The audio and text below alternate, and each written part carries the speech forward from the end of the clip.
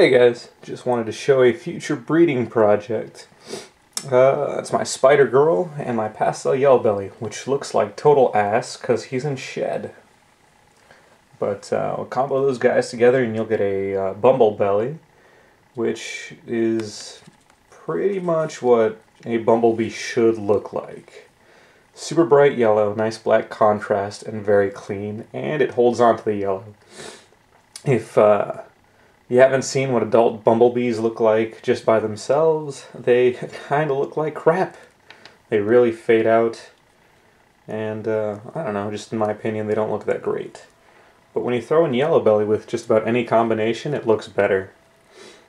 Now, one other thing I'm going to be doing later on, or next season, is also comboing him with my pastel girl to get super pastel yellow bellies, which also look pretty good.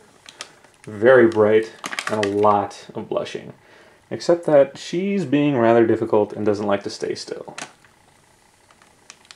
But what's crazy is that both the pastel and spider are technically breeding size, which isn't very big. They're both at about 1,200 grams, and you can see her taking off. And yeah, 1,200 grams isn't very large for a snake. But some people will breed them at that size, and they'll do okay. They'll lay, 2, 3, 4 eggs, and they'll be slightly smaller eggs. But they'll hatch out and they'll live, and that's fine, I guess. But I prefer to wait until they're a little bit bigger. Personally, I think 1,500 grams is safer, and my pastel is going crazy. Look at that. Latching onto the water bottle and taking off. Naughty snake. So I'll just hold on to her. She's a nice pretty pastel, at least that. But yeah, 1,200 grams isn't very large.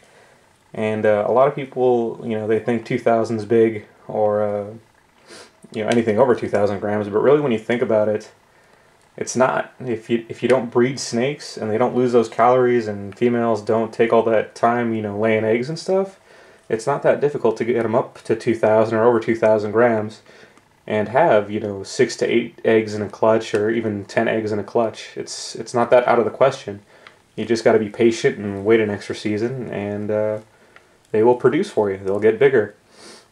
And also when they're that size, it's a bit easier to get their weight back on. If you breed at 1,500, they're going to drop down a ton.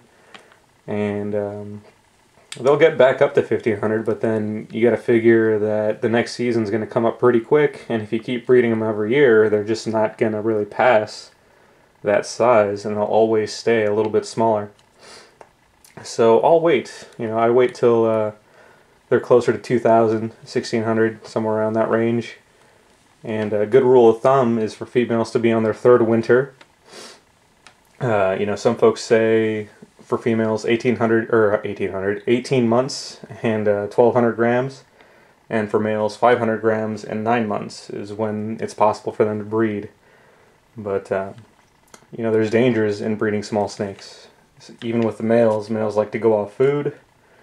And you can actually overbreed them. And if they're not eating through that season, they can pretty much use up their calories and they may die on you.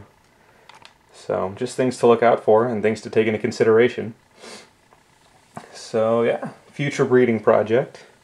The bumble belly and hopefully the super pastel yellow belly. Again, this guy looks like dirt because he's in shed. Thankfully snakes cooperate with you 100% of the time and do everything you want all the time.